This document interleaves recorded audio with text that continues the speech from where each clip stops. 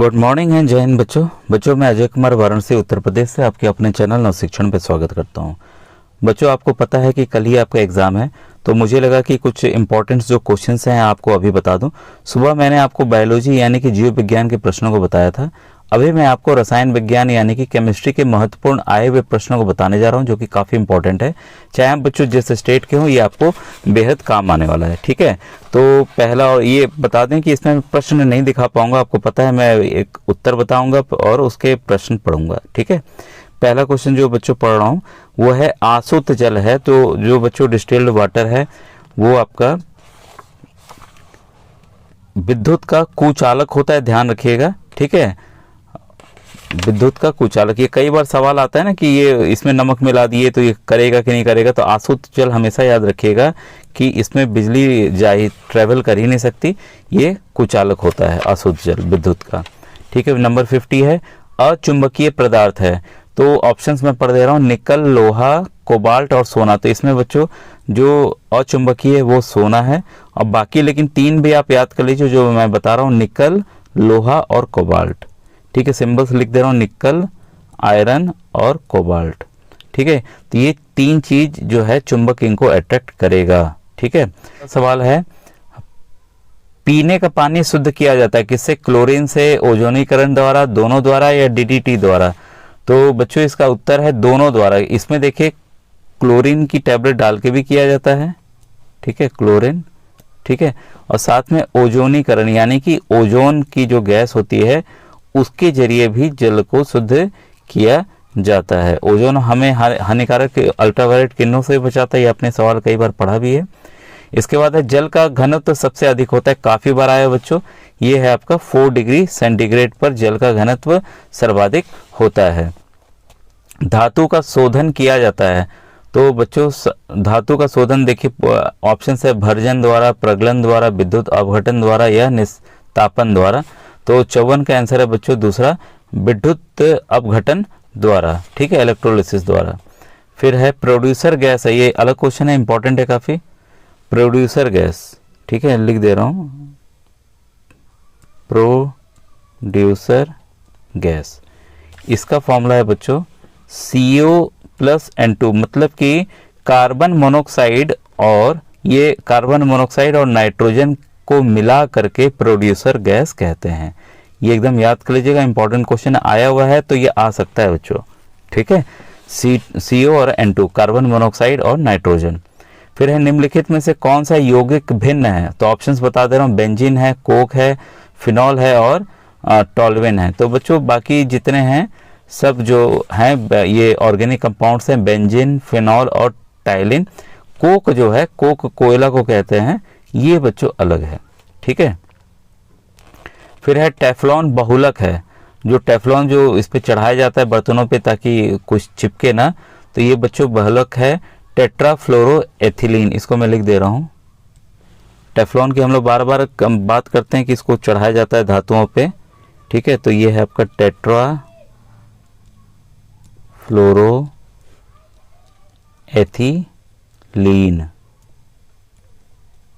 ठीक है, ये ए है। ठीक है, एथिलीन। तो ये है आपका टेफ्लॉन, तो याद रखिएगा इसका फुल फॉर्म। इसके बाद है गोबर गैस संयंत्र में गैस उत्पन्न होती है, ये काफी इंपॉर्टेंट है बच्चों, ये आ सकता है, आया नहीं है। तो इसमें बच्चों है मीथेन।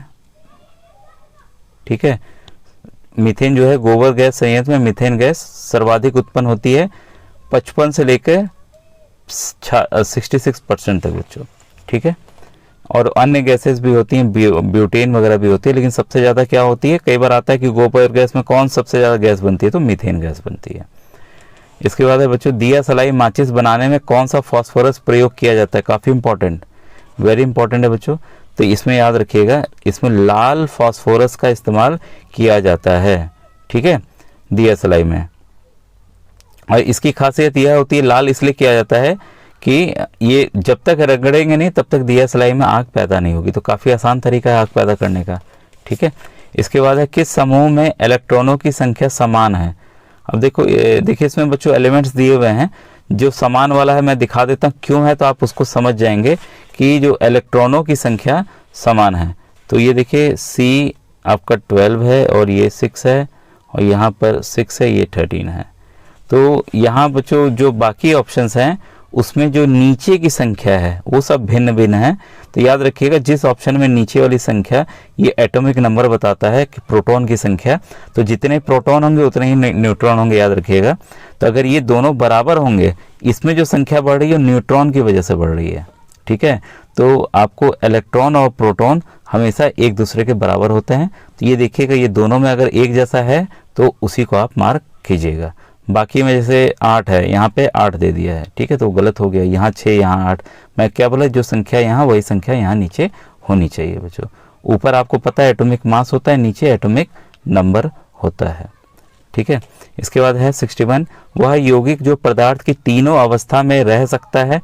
तो बच्चों आपको पता है तीनों अवस्था में कोई भी चीज़, हमें पता है जल बर्फ बन जाएगा, गैस बन जाएगा, पानी द्रव में भी रहेगा, ठीक है। तो इसका ऑप्शन है आपका जल, ठीक है। ये फिर इसके बाद है किस क्रिया द्वारा गीले कपड़े धूप में सूख जाते हैं। इंपॉर्टेंट क्वेश्चन है, ये है आपका वाष्पन, ये है आपका वाष्पन द्वारा, ठीक है।